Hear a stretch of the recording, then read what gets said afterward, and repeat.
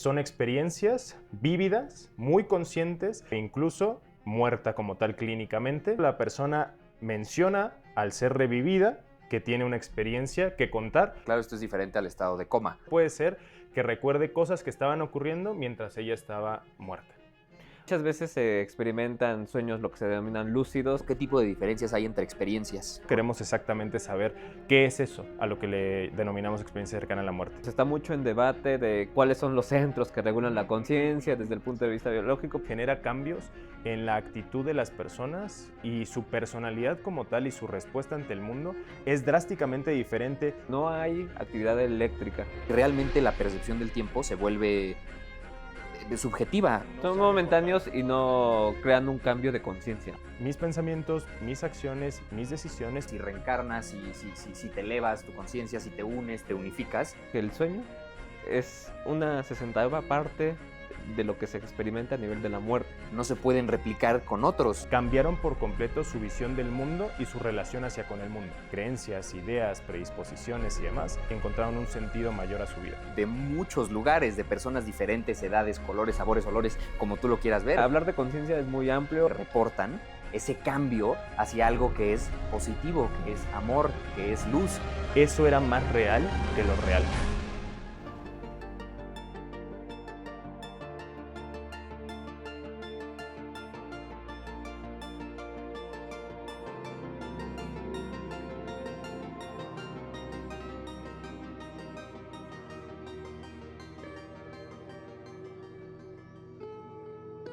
Bienvenidas y bienvenidos a otro episodio de Mística Conciencia Humana, y el día de hoy tenemos nuevamente al doctor Alonso Rangel, que nos estará hablando sobre un tema bastante interesante: las experiencias cercanas a la muerte. ¿Qué mensaje tienen estas personas después de haber tenido este tipo de experiencias? ¿Qué es lo que realmente están viviendo en esas experiencias? Y sobre todo, quédense al final del video, que nos va a dar un mensaje muy alentador para todos. Muchísimas gracias, doctor Alonso, por haber accedido a esta plática tan interesante. No, muchas gracias a ustedes y espero que a todo el público le agrade, que podamos transmitir un poco de ciencia y también hacerlos reflexionar un poco. Perfecto, Alonso, pues si nos pudieras compartir cuál es la definición que se le ha dado a estas experiencias cercanas a la muerte. Sí, las experiencias cercanas a la muerte tienen varias definiciones. Todavía no logramos como crear una exacta, ¿no?, con la que toda la corriente científica se vaya guiando, porque son muy vastas. Digo, nos metemos con el campo experiencial, ¿no?, la experiencia subjetiva. Pero a grandes rasgos son experiencias vívidas, muy conscientes, memorables, que ocurren cuando una persona se encuentra en riesgo de muerte o incluso muerta como tal clínicamente. Eso significa que a nivel electrocardiográfico hay una línea isoeléctrica, o sea, no hay actividad electrocardiográfica y tampoco electroencefalográfica, ¿no? O sea, ni cerebral ni cardíaca hay actividad. Sin embargo, la persona menciona al ser revivida que tiene una experiencia que contar que ocurrió durante ese proceso. La gran mayoría de experiencias cercanas a la muerte se estudian en justamente pacientes que han sido revividos de un paro cardíaco, ¿no?, que han estado justamente en muerte clínica. Y que médicamente se ha establecido como una muerte. Sí. O sea, médicamente no tenemos actividad cardíaca. Signos vitales. No tenemos actividad cerebral, ¿no? Entonces, sin embargo, a pesar de que el paciente no tiene actividad fisiológica detectable por los medios que nosotros pues, podemos usar, el paciente te va a describir una experiencia muy vívida y una experiencia que por lo general tiene incluso ciertas fases que se repiten. Y esto es muy claro, esto es diferente al estado de coma. O sea, una persona que está en coma, pues tiene, digamos, está conectada, todavía está funcionando su cuerpo, pero no en estos casos como es un paro cardíaco, que no hay actividad ni cerebral ni cardíaca. Sí, no, aquí estamos en una persona que no tiene signos vitales, ¿no? O sea, clínicamente es una persona que no te muestra datos de vida, ¿no? Sin embargo, al ser revivida, te va a brindar una experiencia muy, muy vasta que ocurrió durante justamente ese proceso. Y que, ojo, aquí incluso puede ser que recuerde cosas que estaban ocurriendo mientras ella estaba muerta. Ok, y entonces este tipo de experiencias están documentadas en qué parte, ¿no? Si a nivel científico o fuera del gremio científico, porque vemos que puede ser medio difícil publicar este tipo de experiencias si no tienen un rigor científico bien establecido. Sí, es difícil medirlas. Bueno, sobre todo medirlas, ¿no? Porque ya ves que en la ciencia y a nivel médico todo tiene que ser muy objetivo y medible. Y reproducible. Ajá, exactamente. Sí. Y no solo en un lugar, sino en diferentes lugares, en Diferentes diferentes condiciones. naciones. Y eso es lo bueno, porque, o sea, el término empezó más o menos en 1975, ¿no? Con un médico llamado Raymond Moody, que escribió su famoso libro de Vida después de la vida, y ahí es donde él pone experiencias cercanas a la muerte. Justamente ese libro va de casos de personas que estuvieron muertas clínicamente, pero que durante esa muerte tuvieron una experiencia muy vasta que pudieron comunicar posterior a ser revividas. Entonces ahí empieza como tal el término, ¿no? Esa es la primera vez que ese término aparece en la literatura.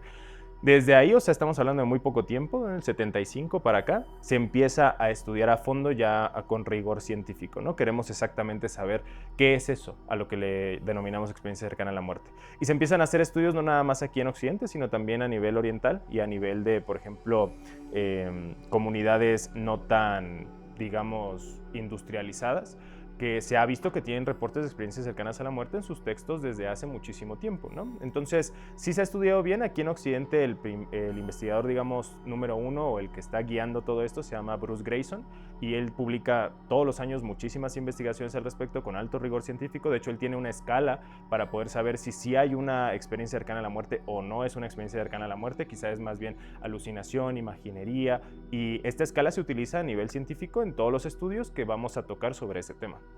Wow, entonces ya no es algo que sea aislado, sino que se ha llevado a nivel internacional y que no solo sucede en ciertas partes, ¿no? Y médicamente puede ser.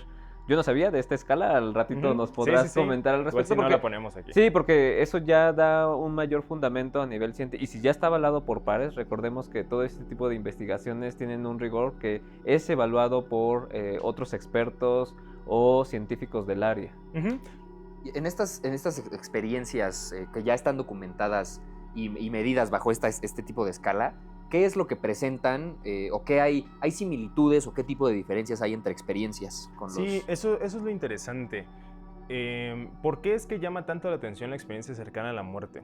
Llama mucho la atención porque es una, como tal, ¿no? Es una experiencia, pero que tiene varios componentes interesantes. Lo primero es que genera cambios en la actitud de las personas, y su personalidad como tal y su respuesta ante el mundo es drásticamente diferente cuando ocurrió previo a la muerte y después de la experiencia, ¿no? O sea, genera cambios comprobables que incluso, por ejemplo, Bruce Greyson tiene un estudio de que estos cambios duran mínimo 20 años. O sea, mínimo se ha documentado que 20 años las personas después de esta experiencia cambiaron por completo su visión del mundo y su relación hacia con el mundo.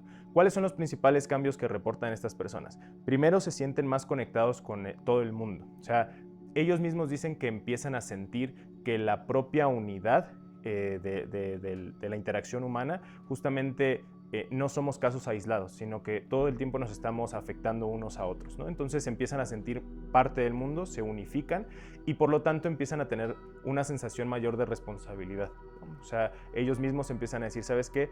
Mis pensamientos, mis acciones, mis decisiones, todo lo que yo haga va a impactar no solamente en mí, sino en el mundo en general. Por lo tanto, debo ser más cuidadoso y mucho más consciente de cada decisión y actitud que tomo. Entonces, tienen estos cambios que no solamente repercuten, digamos, en 1 o 2 meses de que ya revivieron, todo bien. No, eso dura años, y ellos mismos dicen que su calidad de vida mejora, que es algo también muy interesante. O sea, después de la experiencia, ellos mismos dicen que posiblemente estaban lidiando con ciertos problemas físicos, mentales o demás, y pudieron superarlos posterior a esto de una manera muy rápida y encontraron un sentido mayor a su vida, ¿no? Entonces esto es muy interesante porque no tenemos otra experiencia, al menos reportada, ni inducida, digamos, con fármacos, ni tampoco generada, digamos, solamente de forma activa, que genere cambios tan drásticos a largo plazo. Wow, entonces es algo impresionante que hay un cambio radical en la conciencia del individuo tras este episodio cercano a la muerte. Pero ¿a qué se le podría adjudicar si hay reporte? A lo mejor no tanto desde el punto de vista científico, pero ¿qué es lo que reporta la gente que experimenta como para cambiar tan radicalmente el chip? Porque no es nada más y no tener ningún recuerdo y de repente hacer cambios drásticos, a lo mejor en la alimentación, en sus estilos de vida, en sus relaciones con las personas, en su forma de tratar su cuerpo, porque seguramente tuvieron una experiencia cercana a la muerte. Bueno, pudo haber sido por un accidente, pudo haber sido por una enfermedad. Sí, ver cómo vivían antes de la experiencia, ver cómo vivían antes y cómo fue la experiencia. Hacer como retrospección de todo lo que hiciste y una introspección Ujú, para ujú. poderlo llevar a ejecutar a una mejor vida, ¿no? Y sobre todo, no sé si también hay una pregunta, si esto tratan de impulsar un cambio de conciencia en otras personas, Claro. o si nada más se queda como en algo personal, de que yo voy a cambiar y todo mi entorno, obviamente, pero ¿qué tanto han podido influenciar esta persona que tuvo una experiencia cercana a la muerte a su alrededor? Sí, de hecho, qué bueno que lo preguntas. Tal cual, lo más interesante, y creo que es el reporte más interesante que al menos personalmente a mí llama mucho mi atención, es que las personas que tienen esa experiencia dicen, eso era más real que lo real. Real. Es muy interesante. O sea, si lo piensan es profundamente interesante. O sea, ¿cómo tú puedes saber que algo es más real que la realidad que conoces? O sea, es incluso como que paradójico, Sí, ¿no? Como es que puede choca. ser que la realidad que conocemos realmente no Exacto, exista. exacto, pero justo, o o la sea, percibimos, o como la percibimos. Exacto, o sea, pero es extraño, o sea, que alguien te diga algo así, ¿no? Es muy extraño, o sea, no es algo que escuches nunca, ¿no? Y curiosamente, la gran mayoría de personas que pasan por esa experiencia te dicen, lo que experimenté era más real que la realidad que conozco, ¿no? Y ahora, ¿qué es eso que experimentan? Por lo general tienen varias fases, aunque hay todavía debate de si son como que fases como tal o más bien un proceso escalonado de la misma experiencia, ¿no? Pero por lo general ven una luz, ¿no? Con un túnel, ¿no? Una luz muy brillante, experimentan emociones intensas y estas emociones por lo general son positivas, pero podemos hablar ahorita de que también hay experiencias cercanas a la muerte negativas que impactan con una emoción negativa o un afecto incómodo ante la persona, ¿no? Tienen también conexiones o representaciones de seres, ya sea humanos o no humanos, ¿no? O sea, que dicen, ¿sabes qué? Es un ser, es una entidad, pero no tiene características humanas, ¿no? Y posteriormente también se muestra mucho esta de la rememoración de la vida, ¿no? O sea, esta rememoración de lo estuviste vivido, haciendo? Ajá, exactamente, y como no nada más una rememoración, sino que se rememora, pero a la vez se aprende. O sea, eso es interesante, porque tanto se está reviviendo, o sea, niñez, adolescencia, adultez, o en la edad en la que esté la persona, pero también el qué pude haber hecho, ¿no? O sea, qué pude haber cambiado aquí, que podría mejorar no solamente mi vida, sino la de los demás, ¿no? Entonces son como estas fases que siempre ocurren en las personas. Y es que eso es bien interesante, porque no hay fármacos, no hay una forma de generar en los seres Esa humanos conciencia. la misma experiencia en situaciones tan diferentes. O sea, eso es algo muy interesante que también llama demasiado la atención en las experiencias cercanas a la muerte. O sea, tenemos una persona que está en paro cardíaco en el hospital.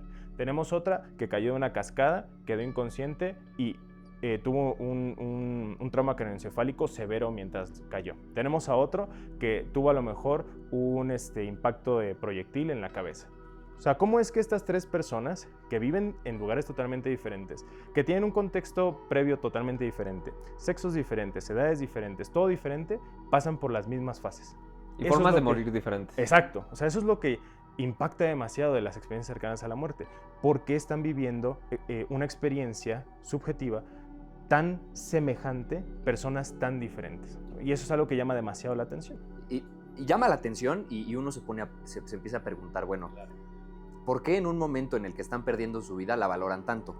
Porque entran y personas que, como lo mencionas, viven en lugares tan separados, viven estilos de vida tan diferentes y la experiencia es igual o apunta que tiene semejanzas. Esto yo me lo pongo a pensar y digo, si me lo preguntas y lo podemos, no sé, encasillar en un término, yo diría que la conciencia se eleva de una manera impresionante y regresa al cuerpo. Por eso en ese proceso logran convertirse en el observador, porque realmente salen de su cuerpo. Realmente el alma, o el término que le quieran dar, la luz, el alma, lo que sea, sale de su cuerpo por un momento, tienen este viaje astral, astronómico, que se eleva su alma y pueden volver a regresar. Eso es algo muy interesante. Sí, y justo aquí entran como las dos corrientes, digamos, de evaluación de estas experiencias, ¿no?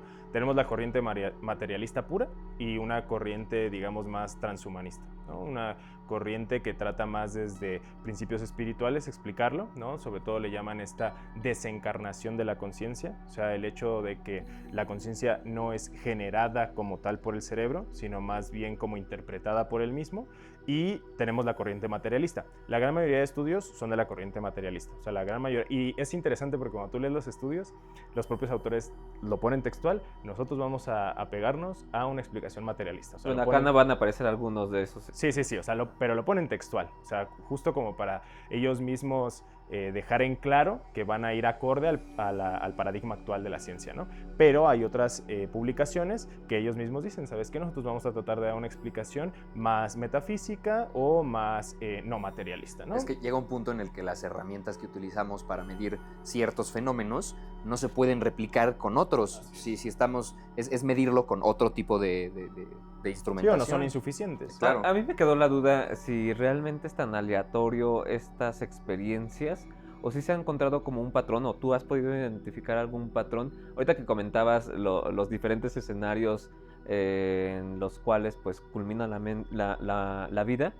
Sí, por ejemplo, es en aquellas personas que es una muerte drástica, que no se prevé. A lo mejor alguien que lleva en el hospital ya unos meses y que se va mentalizando en el posible escenario y que a lo mejor los médicos van diciendo, sí, las probabilidades de que fallezca son estas.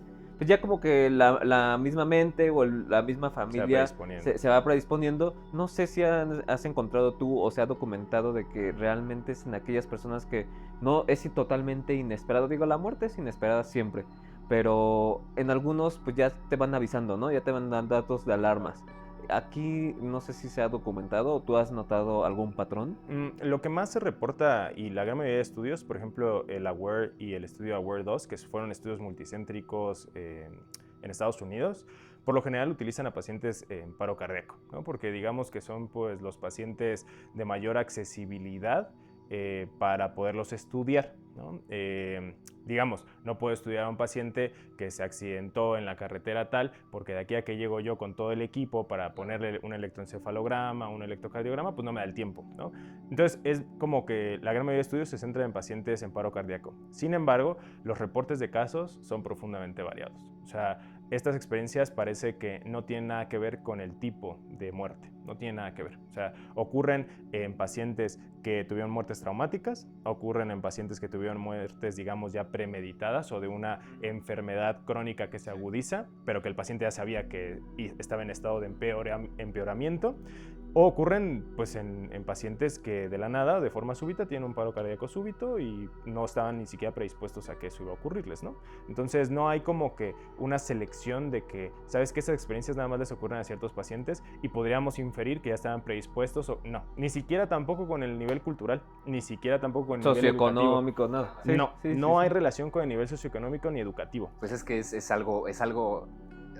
como querer estos médicos que quieren analizar, encasillar con los métodos materialistas, pues por supuesto que no se puede medir, no se va a replicar porque no tiene nada que ver con la manera en que moriste, la edad que tenías, el nivel socioeconómico, no tiene nada que ver. Y aquí bien, le tengo una pregunta. ¿Todas las experiencias que se reportan apuntan a lo mismo o ha habido experiencias que no vayan en estas fases que supongo que mencionas? Si alguien se sale como de... Sí, como una experiencia diferente, ¿no? Hay un par de autores que propusieron al menos 3 tipos de experiencias cercanas a la muerte, ¿no? Pusieron las positivas, ¿no? Entonces que son, según ellos, más o menos el 88%, casi 90%. Entonces las positivas son experiencias cercanas a la muerte en las cuales justamente se generan todo lo que acabamos de hablar. Cambios agradables en el estilo de vida, cambios positivos para la valoración propia de la vida, las percepciones de la realidad y demás. Tenemos otra que más o menos son por ahí del 5 o 7% que le llaman experiencias cercanas a la muerte vacías.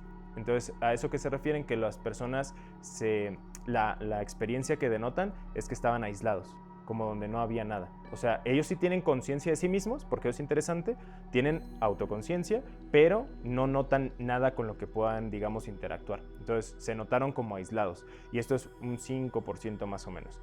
Y otro 5% son experiencias que se le llaman negativas, ¿no? O inversas. ¿A qué se refiere eso? Se refiere a que la experiencia como tal parece que era semejante a las positivas, pero la persona la interpreta de una forma que no le agrada, ¿no? Entonces esto también es interesante porque incluso inversas y negativas también las han dividido.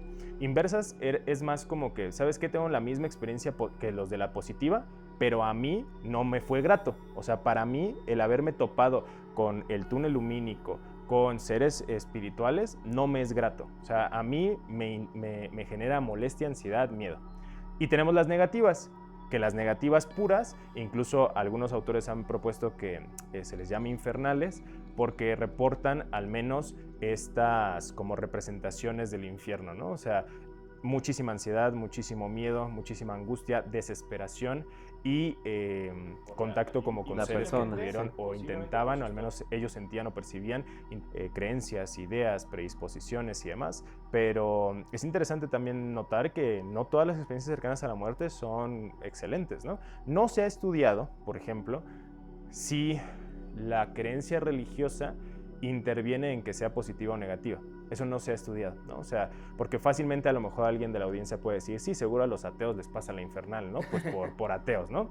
No se ha estudiado. O sea, no se ha estudiado que realmente eso ocurre. No tenemos evidencia de eso, ni tampoco de que a lo mejor las negativas sean más frecuentes a lo mejor en personas con historial delictivo o con algo por el estilo. No tenemos todavía evidencia de eso.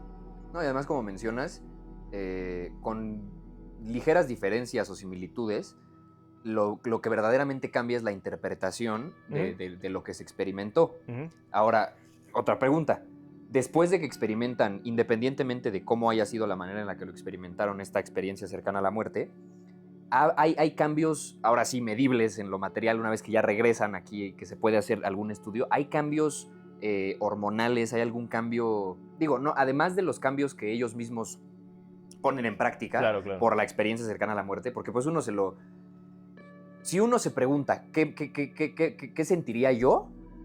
Porque ahorita me lo puse a pensar, ¿qué cambiaría yo si el día de hoy tuviera una experiencia cercana a la muerte? Pues claro que respuestas vienen a la mente, cambiaría esto, esto y esto y esto, pero hay algo que se pudo medir en algún cambio. A lo mejor bioquímico, ¿no? Exacto, a lo mejor en la sangre exacto. o en un ultrasonido, tomografía. Algo que haya cambiado. Sí, algo medible. Eso es interesante, ¿no? Saber si previo a morir presentaba tales rasgos a nivel de la sangre, de imagen, en tomografía, y si posterior, después hubo modificaciones. Digo, eso es interesante. La verdad es que yo no he encontrado bibliografía de eso. Y sería muy eso sería muy interesante, porque si se tiene al paciente antes, porque pues seguramente está en un ámbito hospitalario, que le están haciendo electrocardiograma, electroencefalograma para medir todo esto, ya tienen ahí el reporte de estudios previos y se podrían comparar, ¿no? Eso sería interesante. Yo no he encontrado bibliografía al respecto, pero la verdad es que sería muy interesante. Digo, más allá del síndrome posparo, ¿no? O sea, y pues la elevación de varios marcadores, pero pues por daño hipóxico, bueno, yo no he leído reportes más allá de justamente el síndrome posparo, ¿no? Lo que sí es que sí está bastante, y se reporta una y otra vez, estos cambios duraderos en la bibliografía. Eso sí se reporta muchísimo, pero bioquímicamente... Cambios duraderos, pero desde los estilos de vida, la percepción. Así es. Ajá. Pero también comentaste biológicos. Quiere decir que, no sé, en cuestión de alguna enfermedad que tuvieran de base, ¿hubo cambios en eso? ¿O? Reportes de casos, pero no digamos a ese grado, pero sí, por ejemplo, de que empezaban a tomarse con mayor seriedad las enfermedades de base que tenían, ¿no? O sea, tenían mejor control, por ejemplo, glucémico, pacientes diabéticos, ¿no? Y mejor control de tensión arterial en pacientes hipertensos. Pero seguramente, o sea, no hay que irnos tampoco como a causa directa. Más bien tenía que ser eso iba a ocurrir por los cambios en el estilo de vida. O sea, empezaban a priorizar sus alimentos, empezaban a priorizar seguramente también las relaciones interpersonales, empezaban a tener mejores emociones consigo mismos, empezaban a sentirse mejor, empezaban a actividades físicas seguramente, y pues todo eso obviamente va a impactar positivamente, ¿no? Pero no directamente por la experiencia cercana a la muerte. Sí, el nivel de agradecimiento, de humildad, después y digo, esto solo me lo imagino, toco madera, el hecho de sentir que pierdes todo y que se te regrese de un momento de una manera arrebatada, porque si otra vez me lo pongo a imaginar, estoy acercándome a esa luz, y si tuve una experiencia cercana a la muerte, quiere decir que no llegó a esa luz en la totalidad. Hubo un momento en el que estaba y regresa a su cuerpo, ¿no? Entonces es hasta cierto punto lógico el hecho de pensar, pues claro, si esa persona lo perdió todo o sentía que ya lo estaba perdiendo todo y se le regresa de una manera arrebatada,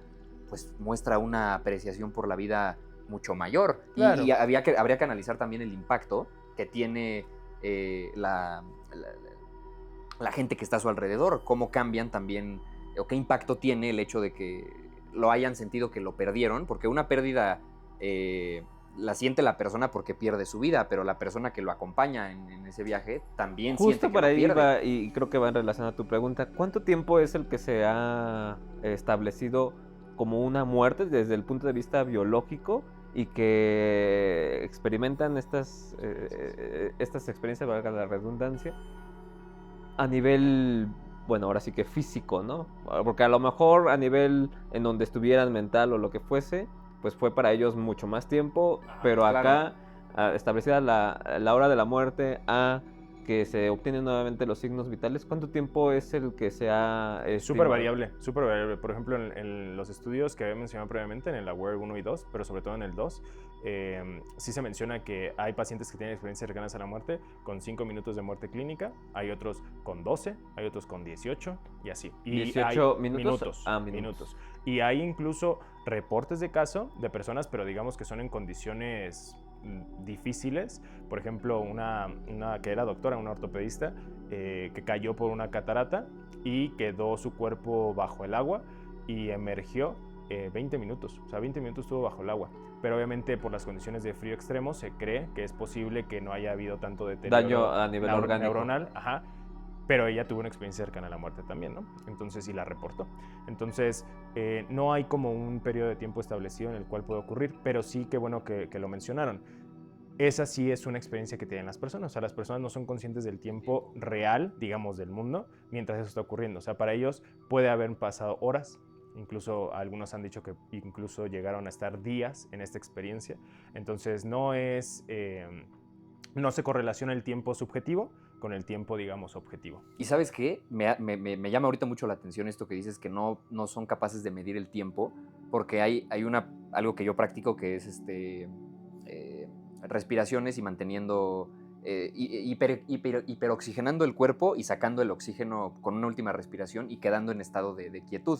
En esos momentos en los que he tenido ese tipo de meditaciones, yo no soy consciente del tiempo que pasa. Pueden pasar, he pasado sin oxígeno, digamos, en mis pulmones, porque sí tengo oxígeno en todos mis órganos, en el cerebro, en mis músculos. Simplemente saco la última cantidad de oxígeno que hay en mis pulmones y realmente la percepción del tiempo se vuelve subjetiva. He pasado 3 minutos y siento que son 10 segundos, he pasado 5 minutos sin oxígeno y realmente no percibo el tiempo.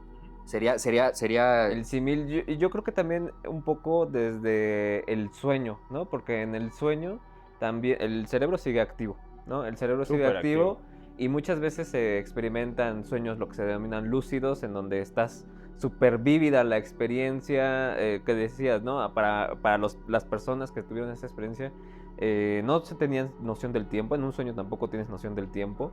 Pueden haber pasado 2-3 minutos y en el sueño fue mucho más tiempo. Experiencias muy vívidas. Acá lo que me llama la atención es que dices que no hay actividad eléctrica. Pero ¿sabes si se han hecho estudios en donde sí se meta para ver, por ejemplo, resonancia magnética funcional, en donde todavía estén funcionando ciertas áreas a nivel cerebral? Humanos. Porque eso sería bastante interesante. Claro. De hecho, creo que sería una metodología que más se tendría... Sí, para darle más sustento. Biológicamente, desde el punto de vista de electroencefalograma, signos vitales, electrocardiograma, no hay nada reportado, pero siguen activas varias áreas cerebrales, ¿no? Y de hecho, salió apenas un reporte de un artista que tocaba un instrumento musical y cómo sigue activo todavía su red neuronal, ¿no? Y sigue resonando esas redes neuronales ya fallecidos, ¿no? Y nada más es en el puro cerebro. No sé si pueda, porque la conciencia, hablar de conciencia es muy amplio y desde el punto de vista neurocientífico, pues está mucho en debate de cuáles son los centros que regulan la conciencia desde el punto de vista biológico, pero ya más allá, y si el paciente o la persona describe tan vívidas los mensajes, tan vívidas las experiencias, pues ahí hay un hoyo muy grande todavía en la literatura. Y una palabra importante, el hecho de que perciben unidad. Eso es muy curioso porque realmente si estamos hablando de conciencia, pues sale al término conciencia colectiva, que realmente si sientes unidad, ¿por qué el hecho de sentirte conectado no solo con los demás humanos, con las demás personas que te rodean, pero una unidad realmente total con la vida en sí, que es todo lo que tiene vida? Sí, de hecho, creo que no se pueden hacer por problemas éticos. O sea, porque es difícil, digamos, mover a un paciente o tenerlo muy cerca de un resonador cuando se para cardíacamente, ¿no? O sea, cuando hay un paro cardíaco. Creo que justamente por eso no se pueden hacer. O sea, por Cuestiones cuestión de logísticas, logística. ajá. O sea, es pura logística. Por eso no se puede hacer. Se ha intentado en ratas. Y de ahí han salido ciertos modelos teóricos, explicativos de cómo podría explicarse neurobiológicamente la experiencia cercana a la muerte, pero se han hecho en ratones, o sea, investigación básica. Por ejemplo, uno de esos modelos, lo que han visto es que cuando las ratitas fallecen, parece que hay ciertas redes neuronales que empiezan a colapsar antes que otras, ¿no? Las menos activas durante la vida, ¿no? Y esas son las primeras que empiezan a colapsar. Ese colapso va haciendo que las otras redes, digamos, que se vuelvan, por así decirlo, hiperfuncionantes. Y eso genera picos de actividad gamma. Y que son picos de actividad que se ha visto, por ejemplo, en meditadores muy avanzados, ¿no? Los picos de actividad gamma. Y esto se ha reportado en un par de pacientes, donde justamente a los pocos minutos de estar en paro cardíaco, tienen picos de actividad gamma. Y se piensa que es posible que esos picos pudieran explicar, pero no se ha podido aceptar eso. Una, porque es difícil reproducirlo, o sea, son muy pocos son como 2 o 3 estudios donde justamente se ha visto esto en los pacientes, o sea, realmente la población es muy pequeña. Hay otros estudios donde no se ha visto, o sea, han hecho exactamente el mismo procedimiento y no hay picos de actividad gamma, a pesar de que el paciente tiene una experiencia cercana a la muerte. Y la otra es el cuestión de tiempo. Sí, o sea, no es de que suceda cada rato. No, y- esos y- picos son segundos. Muy aleatorio. O sea, y aparte, no sé si existe alguna sociedad en donde pues médicos de diferentes lugares saben que estamos interconectados como una red científica y en donde puedan llegar a establecer protocolos bien definidos, ¿no? Si de por sí es difícil tener una población grande, ¿no? Pero a través de diferentes centros internacionales, que sí se puede hacer una población, una N mayor, ¿no?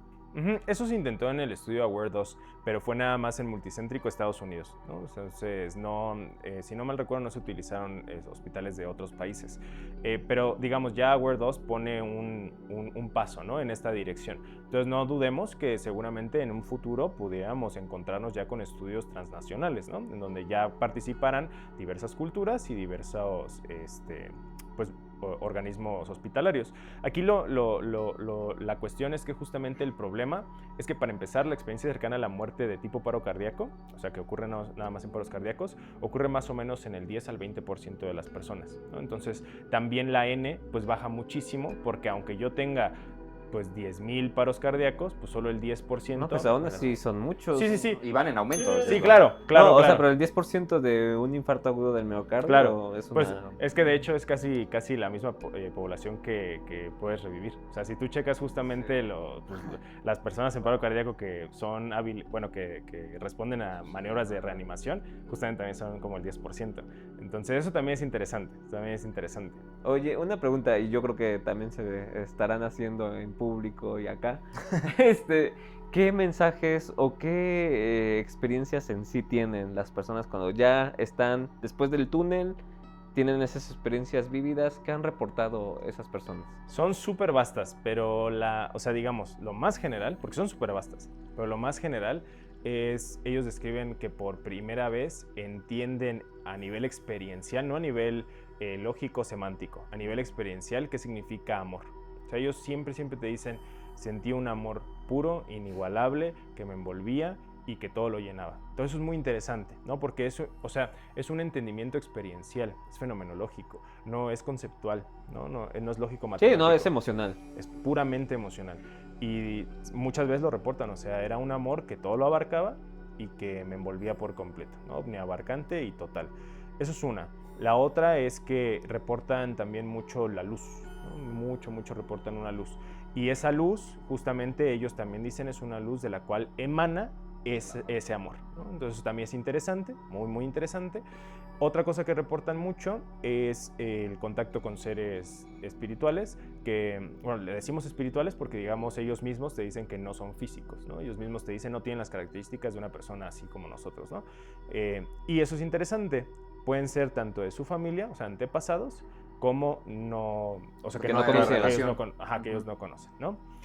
Y otra cosa que también suelen reportar es que ellos mismos reciben mensajes, o sea, mensajes, digamos, que no escuchan, sino que, por así decirlo, como Se los que, transmiten. ajá, como que ya lo traían adentro, pues, o sea, como que les llegó y simplemente ellos mismos como que pudieron recordaron. Sí, lo experimentan. Sí, como una antena de transmisión, o sea, que les llega y ellos lo dicen, ¿no? De esos mensajes.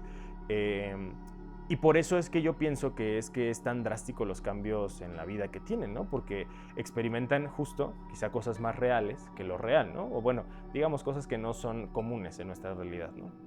¿Y esos mensajes se ha documentado? ¿Qué es Sí. lo que les dicen? Sí, Que sí. Si nos puedes compartir algo al Sí, respecto. nada más que es súper variable, o sea, Sí, no se replica, Ajá. pero sí, cada persona, por ejemplo, ha dado su propio reporte y testimonio. De hecho, a ver si podemos poner ahorita aquí un cuadrito, porque hay cuadritos donde ponen como los que más se repiten, Ah, ok. ¿no? Y por lo general tienen que ver con compasión, ¿no? O sea, ser más compasivo, más comprensivo, ¿no? y Empático. atento. Ajá. También con priorización, ¿no? de sus seres queridos, o sea, de que por favor ponle atención a tal persona, no te olvides de tal persona, y esas personas son hijos, esposa, esposo, ¿no? Y a veces se ha documentado también esto de como darles su misión de vida, ¿no? O sea, como que decirles, a partir de aquí, tú vas a transmitir este mensaje, y esa va a ser como tu misión, ¿no? Y el mensaje por lo general es, les digo, compasión, perdón, amor, siempre, ¿no? O sea, eso es como lo que, de términos generales, en términos generales siempre va eso de la... Y es algo muy curioso porque comparándolo con estos, cuando hablas de estos picos que se tienen en este tipo de experiencias, la gente que tiene altos grados de nivel meditativo, pues llega a, no experiencias similares, pero sí experiencias que podrían encajar, digamos, en el mismo... De hecho, sí se llaman así, o sea, se llaman experiencias similares a las experiencias cercanas a la muerte, porque pueden ocurrir en meditación, pueden ocurrir en Sí, sueño... experiencias muy vívidas. Sí. Ajá, pueden ocurrir en sueño REM y bajo ciertos efectos de medicamentos. Hay un medicamento, es que no sé si decirlo porque no me gustaría que la gente empiece a quererlo buscar, porque de verdad que, y es que es disponible, digamos, es de venta y lo utilizamos en los hospitales, ¿no? Bueno, no voy a decir el nombre, pero es un anestésico, ¿no? Muy importante en anestesia, todos los anestesiólogos saben exactamente cuál, que genera justamente bueno, al menos el mecanismo de acción es que genera un antagonismo para el glutamato, ¿no? Sobre todo en los receptores NMDA. Entonces, este antagonismo hace que se prioricen los receptores, pero AMPA, de glutamato. Y se cree que es justamente algo semejante a lo que ocurre en experiencias cercanas a la muerte a nivel, digamos, neurobiológico, porque sabemos que cuando las neuronas empiezan a morir, se genera esta toxicidad por glutamato, en el cual empiezan a descargar, y se cree que cuando las personas, digamos, tienen una priorización hacia los receptores AMPA, podría ser más proclives a generarla, ¿no? Una explicación neurobiológica, gracias a este medicamento, porque este medicamento, también en un subgrupo de personas, genera experiencias cercanas a la muerte, semejantes experiencias cercanas a la muerte cuando están anestesiados, ¿no? Entonces, digamos, hay una correlación, ¿no? Entre ciertos estados como la meditación, como al uso también de psicodélicos y este tipo de experiencias, aunque, y esto es importante mencionarlo, se dividen las experiencias cercanas a la muerte clásicas y las semejantes a o las similares a, porque solo las clásicas se ha visto que tienen efectos a largo plazo en la personalidad y en la forma de vivir de la persona. Estas no se ha reportado, ¿no? O sea, estas, las personas que llegan a utilizar psicodélicos sí pueden tener algunos cambios, pero no se ha reportado. Son momentáneos y no crean un cambio de conciencia, ¿no? Así es, o sea, no necesariamente lo hacen, mientras que estas parece que es casi de cajón. O sea, todos lo hacen, mientras que estas no siempre, ¿no? O sea, las personas que llegan a utilizar, por ejemplo, se ha visto con ayahuasca, se ha visto con ciertas plantas. Con LSD. Con el, súper común LSD, y con otra que es el DMT, ¿no? La dimetiltriptamina, que digamos es una sustancia endógena, el propio cuerpo la produce en glándula pineal, y que en algún momento se le ha denominado incluso la molécula de Dios, ¿no? Por las vastas experiencias que llega a generar cuando la llegan a consumir. pero se ha visto que estas experiencias no tienen el mismo impacto que las personas que estuvieron experiencialmente muertas, ¿no? Las experiencias cercanas a la muerte clásicas. Y habría que preguntarse, estas sustancias que se encuentran de manera exógena y de manera endógena, ¿hay una correlación en el momento que estas personas están en una experiencia cercana a la vida? ¿Hay una liberación de cierto tipo de sustancias Sí. antes de previo a la muerte? Es que se ha visto en ratas, no se ha visto en humanos, ¿no? Es Claro. muy difícil Sí, medirlo en medirlo. humanos. Sí, es que muy es difícil medirlo en repentino. humanos. Pero en ratas sí se ha visto. O sea, por ejemplo, en ratas se vio lo del glutamato, ¿no? Lo que acabo de explicar, ¿no? Que al parecer hay una liberación excesiva de glutamato, pero con predilección para las respuestas AMPA y no de NMDA, ¿no? Entonces, eso se ha visto. Se ha visto la liberación de DMT, pero se piensa que eso, de todas maneras, la cantidad de DMT que se libera cuando una persona está en proceso de fallecer no es suficiente para generar las experiencias cercanas a la muerte o, bueno, las experiencias cuando, por ejemplo, la tienes que consumir. O sea, la dosis que se genera en el cuerpo es súper bajita a comparación Claro. de la necesaria o suficiente para generar la experiencia. Entonces, tampoco no logra explicarlo a nivel neurobiológico por completo eso. Y la otra es la activación de receptores serotoninérgicos, pero 2A, que es muy común en psicodélicos, ¿no? La gran mayoría de psicodélicos, los serotoninérgicos, actúan con ese receptor, pero de todas maneras se ha visto que incluso, para empezar, en humanos no se ha visto, pero en ratas, la secreción de serotonina no es suficiente tampoco para explicar la experiencia, ¿no? Sí, y la conciencia que también se estudia a nivel neurobiológico es muy difícil también Súper difícil. en animales, ¿no? Porque Sí, al final, claro. Sí, además el nivel de conciencia que Oye, hay entre un animal y otro. pues, justo, o es- sea, ¿cómo sabes si eso que ocurrió en el animal es suficiente para una experiencia cercana a la muerte, si es imposible que el animal te vaya a comunicar Claro. la experiencia experiencia, vivida, ¿no? no está en el nivel de conciencia. Por eso es que es muy difícil y más traspolarlo. allá de la curiosidad o del morbo que puede surgir del tema de la experiencia cercana a la muerte, yo creo que aquí hay que llevarnos ese mensaje.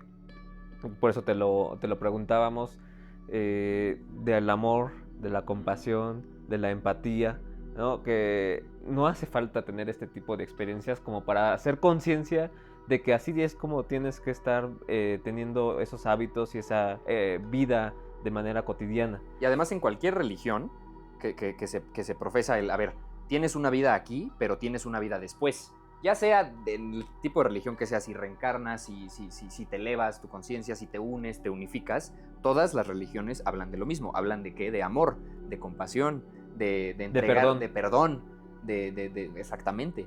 Entonces yo creo que vale mucho la pena que en casa y nosotros nos pongamos a reflexionar de estas experiencias que ha tenido otros, aprender de ellas, ¿no? Sin necesidad de tener una experiencia. Pero es que justo, y qué bueno que lo mencionas, porque algo que siempre se menciona en la literatura es que se cree que de hecho son infrarreportadas estas experiencias, pero por el juicio social.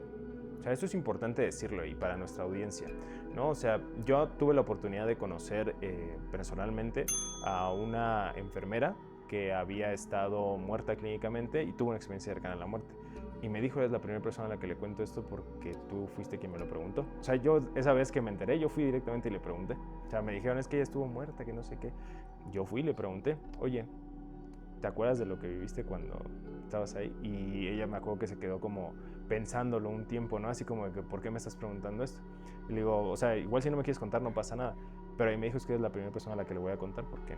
Es que claro, es esa presión social de decir, a ver, si yo experimenté algo que es más real que la propia vida, ¿cómo la otra persona que no lo ha experimentado va a poder entenderme? No, y la otra es que aparte las personas los juzgamos, o sea, eso también es muy cierto, o sea, allá afuera, si alguien te dice eso, es muy fácil decirle, seguramente alucinaste, estás loquito, ¿no? Cualquier adjetivo que demerita inmediatamente todo lo que la persona te iba a contar, ¿no? Entonces, pues la persona que va a hacer, pues mejor no cuento nada, ¿no? O sea, ¿para qué quiero que se siga difundiendo el adjetivo que me van a colocar, ¿no? Que estoy loco, que estoy demente, lo que sea, pues mejor no lo cuento, ¿no? Y eso se ha reportado un montón de veces que es muy probable que haga que nuestros datos epidemiológicos realmente estén infravalorados, ¿no? O sea, es más probable que muchas más personas las tengan, pero no las comentan, pues porque... y también porque el juicio más inmediato que tenemos es el de casa. O sea, si mamá, papá o pareja te van inmediatamente a juzgar y te van a colocar esta etiqueta en cuanto tú quieres comentar algo, pues mucho menos lo vas a comentar a gran audiencia, ¿no? O sea, si inmediatamente en casa ya te pusieron el bloqueo, pues afuera menos. Entonces esto es importante decirlo, ¿por qué? Porque estas personas son más de las que nosotros creemos. O sea, personas que han tenido estas experiencias son muchas más de las que nosotros creemos y podemos aprender muchísimo de ellas sin necesidad de juzgarlas, ¿no? O sea, sin necesidad de justamente colocarles una etiqueta y es obviamente una etiqueta devaluatoria que va a hacerlos sentir mal y que obviamente nos va a bloquear por completo ese canal, no nada más a nosotros, sino a futuras, ¿no? A todos los demás. Y esto sí es muy, muy importante, porque yo en algún momento como profesor tuve la oportunidad de que no me acuerdo por qué un estudiante me preguntó algo espiritual, ¿no? Entonces yo hice la pregunta, ¿alguien de aquí ha tenido experiencias espirituales? O sea, ¿alguien de aquí ha tenido en algún momento una experiencia paranormal? Y de repente un montón de manos.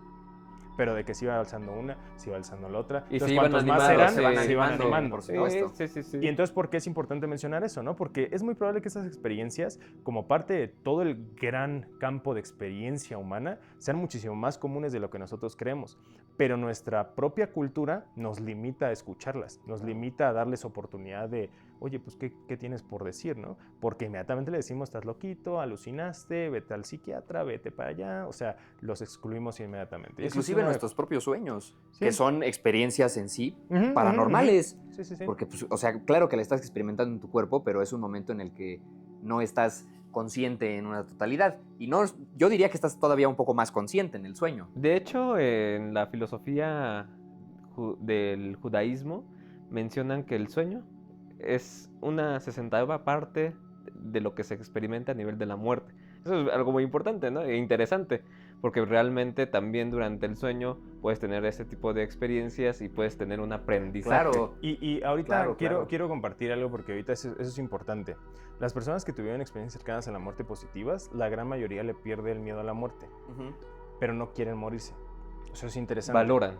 Exactamente, o sea, Valoran su ya no le tienen miedo a morir, pero tampoco quieren morir. Le tenemos miedo a lo que no conocemos, como ya conocen. Exacto, o sea, como justamente ellos, digamos, ya les presentaron, ¿no? Ujú. Les dijeron, mira, así se va a sentir morir, pues ellos dicen, pues no me dolió, no sufrí, no, que es lo que, de hecho, yo como tanatólogo más sé que las personas es lo que les preocupa, ¿no? Sufrir, o sea, el dolor. El dolor es lo que les preocupa a las personas de la muerte, ¿no?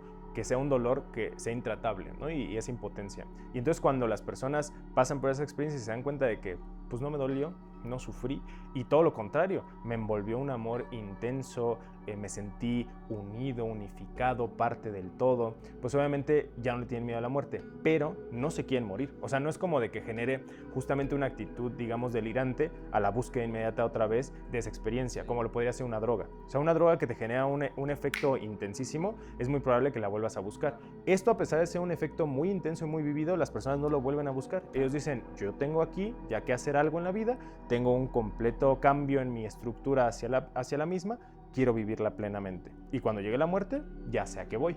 Oye, y una pregunta, ya estamos llegando casi al final de la sesión, pero estas personas que ya no tienen miedo a la muerte, ¿se les ha comunicado o sienten o saben en su interior que lo que les espera es eso que vivieron? O sea, esa experiencia cercana a la muerte, que cuando mueran, eso es lo que les espera. ¿Han Sí. dicho, han reportado Sí, algo sí, al sí, respecto? tal cual. Digo, porque muchas veces, en el caso de mi familia, falleció recientemente alguien muy cercano y dicen, es que no sé, la familia empieza a hacerse ideas de que espero que esté bien, no sé si está sufriendo, Ya, claro. el otro, ¿no? Y también desde el Ya. punto de vista religioso, que de repente también puede impactar sobre ellos. Pero si hay algo reportado por parte de estas personas en donde dicen, esto es lo que te espera al morir. Y La enorme mayoría. Además, la gran enorme mayoría. el mensaje que muchos reportan, que es un mensaje de amor, de compasión, de perdón, de unidad, siento yo que en el momento en el que ellos reciben ese perdón, que reciben ese amor, que reciben esa luz, es lo que les permite, y no les permite, sino les incita, les motiva a tener ese cambio tan drástico en su vida. Porque seamos honestos, somos seres sumamente conscientes, que tenemos libre albedrío. Entonces sabemos lo que decidimos y sabemos lo que nos espera después de esa decisión. Entonces al momento de experimentar esto y de decir, oye, llevaba un tipo de vida, porque además es encasillar, las experiencias cercanas a la muerte, como lo mencionas, Doc, pueden venir de muchos lugares, de personas diferentes, edades, colores, sabores, olores, como tú lo quieras ver, pero es interesante que reportan ese cambio hacia algo que es positivo, que es amor, que es luz, y es perderle el miedo a la muerte, porque como ya conocen y tienen esta experiencia que, como mencionas, no fue dolorosa, no fue negativa en cierto punto, tienen ese momento de luz, ese momento de amor, y pues lo quieren seguir experimentando, pero por eso tienen esos cambios de vida. Sí, claro, y digo, o sea, a nivel del campo de investigación estamos en super pañales. A pesar de que Bruce Greyson, que es de verdad el que más ha invertido tiempo, dinero y todo en este campo, estamos en pañales.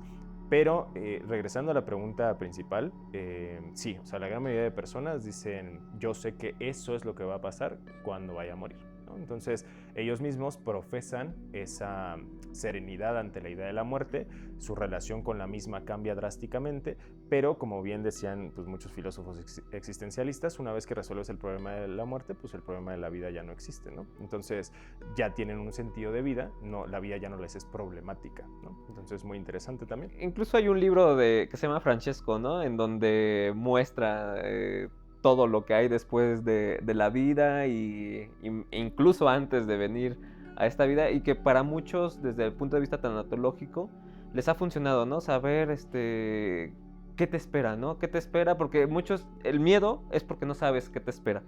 Y si ya está documentado, a nivel científico o en reportes de casos aislados o como sea, pero ya dan una esperanza de decir, bueno, no me espera algo feo, algo doloroso. Y yo creo que ese es el mensaje, no solo de la muerte, sino también el otro mensaje que decíamos nosotros aquí y ahora, qué es lo que podemos hacer. En estas personas se genera autocompasión, autoperdón, autoamor. Porque seguramente, identificas tu propósito. Porque sí, tiene que generarse en uno mismo si lo quieren compartir en los demás. Claro. De hecho, otro buen libro y es súper disponible para la audiencia que le llame la atención esto, es el de La Rueda de la Vida, de Elizabeth Kubler-Ross. Ella, de hecho, Elizabeth Kubler-Ross también fue pionera en el estudio de los procesos de muerte, ¿no? Ella ahí incluso describe sus propias fases que vio reportadas en muchos pacientes cuando están falleciendo, que son básicamente las mismas que acabamos de mencionar, y ella justamente hizo estudios transnacionales o bueno, estudios multiculturales en donde justo se dio cuenta de que sin importar la nación del individuo, la experiencia cercana a la muerte era casi la misma, ¿no? Por eso es que fue tan rara, ¿no? O sea, cómo es que alguien que nació en Asia, en India, y alguien de aquí de México, alguien de Argentina, tienen las mismas experiencias cuando tienen culturas y por lo tanto, digamos así, estructuras del mundo totalmente diferentes. Y ya nada más para cerrar, ese estudio estoy casi seguro que sí lo tengo, de todas maneras lo voy a buscar, pero aquí lo estarán viendo. Hay reportes de caso de personas ciegas con experiencia cercana a la muerte que reportan haber visto. Eso ya es, digamos, algo que pone mucho en jaque a la ciencia materialista, ¿no? O sea, sí hay, porque eso yo recuerdo haberlo leído. Nada más que es un estudio muy viejo y que leí hace mucho tiempo, pero estoy casi seguro que sí lo tengo. Entonces, personas sin un canal sensorial que pudieron, posterior a ser revividos, describir tal como si hubieran visto y ellos mismos diciéndote que vieron, ¿no? También se ha descrito personas, que eso también es interesante, personas que no tenían una extremidad y que ellos mismos en la experiencia cercana a la muerte dicen que el cuerpo está íntegro. Entonces eso, digamos, es algo que pone en jaque también mucho a la ciencia materialista y muy interesante en este tipo de experiencias, ¿no? Para que lo piensen también, para que lo reflexionemos un poco. Hay ahorita, hablando de esto, se me vino a la mente, a los que no les guste leer, qué pena, lean, pero a los que no les guste leer hay una película que salió hace poco que se llama Soul, de Disney, de DreamWorks, que incluye un poco de estos factores, el túnel hacia la luz que experimenta este maestro de música, todo lo que les... Es una película muy interesante, si la quieren ver, la verdad es que muy buena película, la recomiendo, y pues todos estos libros que entre más conoces, pues más quieres investigar. Sí, y de hecho, gracias a los estudios de Elizabeth Kubler-Ross, es que, digamos, ya está en el conocimiento, digamos, popular, esto del túnel. O sea, gracias a que esto que estamos diciendo no le es ajeno a nuestro espectador. O sea, como que ya está en la conciencia de la gama. Ya lo han oído. Exacto. De alguna y es gracias a los estudios de Elizabeth Kubler-Ross, porque ella fue la que primeramente propuso esto del túnel luminoso, esto del amor intenso, ¿no? O sea, la revivificación de tu vida, la revisión de tu vida y demás. Todo eso ella lo propuso y gracias a esos estudios que también fueron por ahí de los 80s más o menos, es que se popularizó, digamos, y ya se hizo de conocimiento popular, que esto es posiblemente, muy probablemente, lo que vaya a ocurrirnos a todos cuando fallezcamos. Wow, pues muy interesante y nos hace reflexionar, ¿no? Si realmente estamos viviendo nuestra vida en piloto automático, si estamos haciendo algo por cambiar el mundo, si encontramos nuestro propósito, si estamos brindando o estamos generando amor propio, compasión propia y compartiéndolo hacia los demás, porque al final es el mensaje, ¿no? Que ya la experiencia que se tenga del otro lado, pues va a ser muy similar en todos, por lo que comentas, un 85% de los casos experimentan lo mismo, pero que sí nos quedemos con este mensaje de ¿qué estoy haciendo? ¿Cuál es mi propósito? Aquí vamos a dejar el link de otro video que tuvimos sobre el propósito de vida, que es muy interesante y los animo a verlo, está bastante impactante también, porque pues bueno, no sabemos realmente o no valoramos la vida hasta que la perdemos o estamos o a punto de a... perderla, claro. Sí, y digo, igual para cerrar, o sea, como tanatólogo, desafortunadamente la emoción con la que fallece la gran mayoría de personas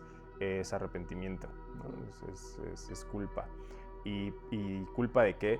De no haber hecho lo que podían haber hecho, ¿no? Entonces yo creo que no necesitamos estar al borde de la muerte para tomarnos en serio la vida, ¿no? Yo entiendo que muchas personas necesitan ese tipo de experiencias para recapitular su vida, pero no lo necesitamos. O sea, genuinamente no es necesario exponernos o estar muertos para darnos cuenta de cuán valioso es esta experiencia que estamos teniendo, ¿no? Y una forma de digamos, tener esa experiencia es leyendo a las personas que ya la tuvieron, escuchando a las personas que ya la tuvieron, ¿no? Y que eso mismo nos sirva a nosotros, ¿no? Para pensar, tomarnos en serio esta experiencia, ¿no? Y hacer los cambios debidos para que el último día de nuestra vida no haya culpa, no haya arrepentimiento. Claro, claro, y sobre todo, a lo mejor si no lo llevamos a una introspección, en una meditación, hay que anotarlo, ¿no? Esos cambios que nos gustaría hacer. Obviamente, para hacer un cambio, pues sí necesitas hacer un hábito y demás, y paulatino, y no todo a la vez, pero sí ir tomando conciencia de aquellos aspectos que si no le digo te quiero a una persona, bueno, mañana lo empiezo a expresar, ¿no? Generar, Claro. no solo decirlo, sino expresarlo Sentirlo. anímicamente con ese amor, esa compasión. Con toda la intención. Claro. Exactamente. Pues Alonso, te agradecemos infinitamente, fue muy reveladora esta sesión y pues esperemos en las siguientes que nos sigas brindando mucho conocimiento, mucha luz, Claro que como sí. siempre. Te agradecemos. Gracias. No, muchas gracias a ustedes. Gracias por Y la pues bueno, invitación. va a aparecer acá los datos de contacto también, no solo desde la parte de hipnosis, de tanatología que nos acabas de comentar, acá aparecerán los datos del doctor Alonso Rangel. Pues No, muchas muchísimas gracias y No, nos vemos en el muchas Muchas próximo gracias a ustedes. episodio de Mística Conciencia Humana.